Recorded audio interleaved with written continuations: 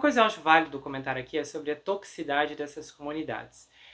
Eu acredito sim que a experiência da Susan com a comunidade pode ter sido muito negativa, porque eu já vi coisas assim. Eu acho que, por exemplo, uma experiência mais assim particular que eu já tive com uma comunidade muito tempo atrás e realmente era tóxico, tóxico, tóxico, que até hoje eu não consigo. São poucas coisas positivas que eu lembro dali. Mas eu vou dar um exemplo mais evidente. O LinkedIn, por exemplo.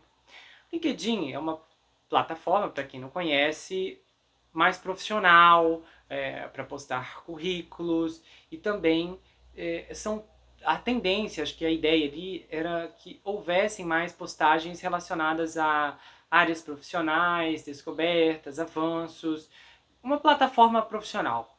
Mas o LinkedIn, ele virou uma bagunça.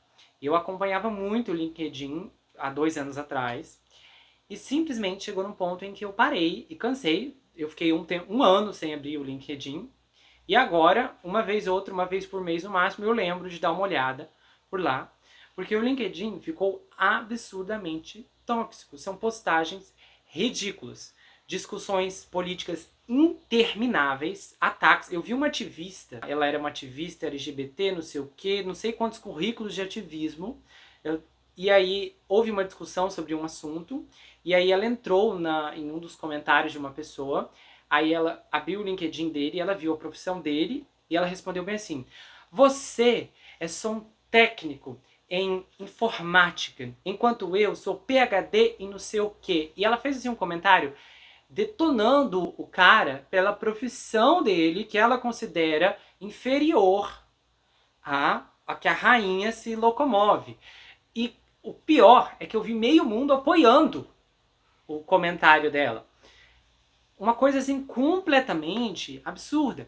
E o nível de postagens ali foi decaindo de tecnicamente só pessoas adultas, que não é brincadeira. Chegou num ponto que eu ficava assim, sabe, você vê discussões ali, você fica triste com os ataques, com as ofensas. Eu lembro que uma vez eu vi, teve um indivíduo, ele fez uma postagem, e ele é um senhor, pelo que eu percebi, ele tinha uns 60 anos. Mas ele tem o olho claro, o olho azul, ele é loiro, e ele falou que ele passou muitas dificuldades em relação a alguns trabalhos por onde ele passou, pelo fato dele ser loiro de olho azul. Ele deu ali as explicações dele, ele explicou o que aconteceu e fez todo sentido. Eu acredito plenamente no relato dele. Vocês não têm noção das respostas que ele recebeu ali nos comentários.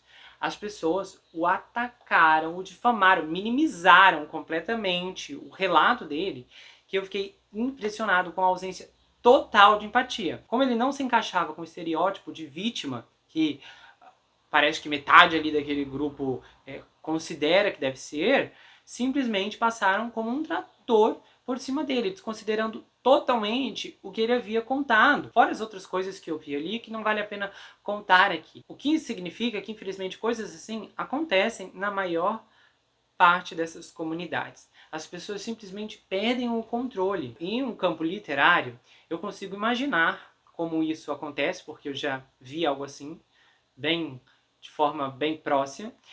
E principalmente porque você já está em uma situação onde há muita frustração, principalmente porque nós estamos falando de um grupo de pessoas, desse grupo, que estão sonhando que algum dia serão reconhecidas pelo seu trabalho. E aí há muitas perguntas sobre o que a Susan fez. A noção de que ela poderia lucrar fingindo seu próprio falecimento para vender e-books de $3 para um pequeno público é ridículo? Talvez não. Muitos artistas ficaram famosos justamente depois que perderam a vida. E, aliás, venderam milhões. A parte triste é que esses artistas não estão mais aqui para ver o fruto, muitas vezes suado, de seu trabalho. E a tentativa da Susan de driblar o falecimento para fazer sucesso é até impressionante. Só que talvez a definição de sucesso da Susan seja modesta o suficiente para se ver satisfeita por um aumento nas vendas de um punhado de cópias. Segundo as mensagens diretas que a Susan recentemente havia enviado para Samantha, isso indicou que as vendas do seu livro foram zero depois do seu falso fim. Mas mesmo que a sua jogada tivesse impulsionado as suas vendas, a Susan não estaria em posição de lucrar muito com isso, a menos que fossem milhões e milhões e milhões, porque um autor falecido não pode publicar novos títulos. No geral, a Susan causou dor genuína às pessoas que se importavam com ela, já que, obviamente, o grupo ficou cambaleando após o falso, terrível incidente. Mas tentar retornar ao grupo 2 anos depois, como se o falso fim não fosse grande coisa, é uma jogada ainda mais absurda. O que indica que a Susan ou é uma viciada em drama, ou é uma egoísta. A grande maioria dos livros é autopublicada. Para Susan, a escolha de seguir esse caminho pode ter sido a única. Mas o seu uso criativo de letras maiúsculas e a pontuação a tornaria uma perspectiva improvável para a grande editora Knopf. Mas há muitos talentosos autores que analisaram um longo histórico complicado da indústria e concluíram que a autopublicação era também a única saída aberta para eles. Muitas pessoas têm argumentado que qualquer publicidade é uma boa publicidade. No entanto, eu não tenho certeza se as pessoas que inventaram esse ditado previram casos como esse, quando essa expressão foi encunhada pela primeira vez. Porque esse evento é algo que, aparentemente, só acontece na ficção. Eu não tenho ideia do que a Susan estava pensando quando levou essa farsa adiante. E eu tenho certeza que as pessoas têm muitas perguntas. E a Susan aludiu problemas de saúde mental que, obviamente, devem ser levados a sério. Só que isso ainda não desculparia o uso de sua mentirosa tragédia para tentar vender livros.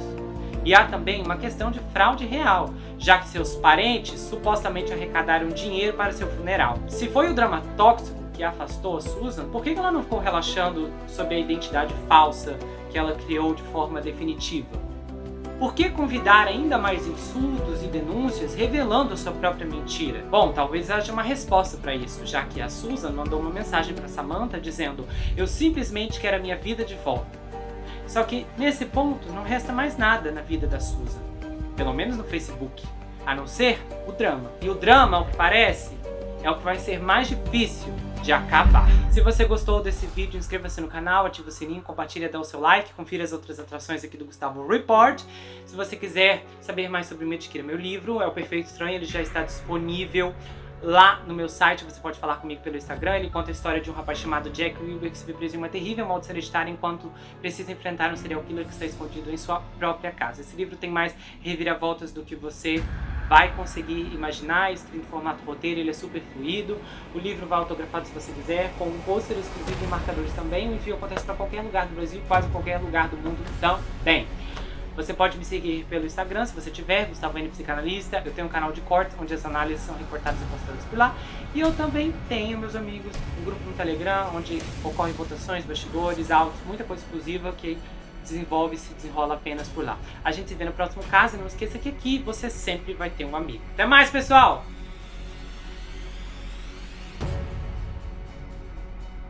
Essa modelo britânica do OnlyFans afirma que estar no site arruinou sua vida amorosa, pois os homens presumem que ela é fácil. Vanelli Fox disse: "Eu adoro o que eu faço, mas o sucesso tem um preço, que custou seus relacionamentos." A jovem de 28 anos fatura $200 mil por mês, com nudes. Mas e os artistas que dependem das agências? O que está acontecendo por trás das cenas? Como uma empresa está sendo desmascarada por produzir nudes com Photoshop?